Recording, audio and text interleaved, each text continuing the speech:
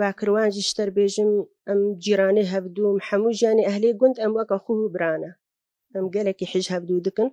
دس بيكاويجي وحتى وكان هاد اللي كسك يجمع جبنا ما أم وك أخوه برانا أري خدي أنا وك في مالا جيراني ما أم هاتنا فيدري ما تقف مع البابا ما بابي ويناك رحمة خدي لي بيقالك يقنج بزلامك يشخفيهيت بمرادو أم هاتنا جم مجيرد جو برايم قرعان أم تعبي بابي قلت تميزين ولو كيف ما قالك يجيرد هات إنسان كي محترم بو أري والله وجيرانا منا شكريا جوك أخوها كامنا أم أجيه بي تاركاما حم خلوي ضدنا هبدو جارع بهنا ما تنقوم لفدرونهن كيف ما جبرتي بهنا ما فرد بي يعني هو كجفاتي بحب جرتي أري خود كجبعتهم الدري حوشي محمد تبدأ الويدر كي لفدرونهن وسر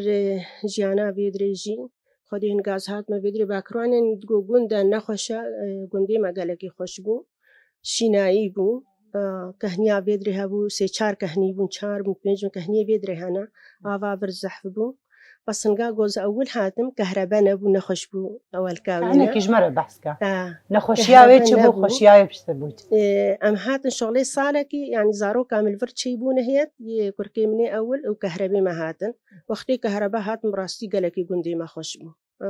بري هنقام تشونا كهني آوا كيشيبو مبملاتاني مالي أهلي قلت حمد شنو يدري جلي خد الششتين خدايكا قوم الورميجي زاروكي خل ورد الششتين ميجي خد كرين بس من ما فيهيت كرزنا علمي بمولوم آبا قطعني مالي من المالي جلي خد ششتين سري زاروكا من المالي دششت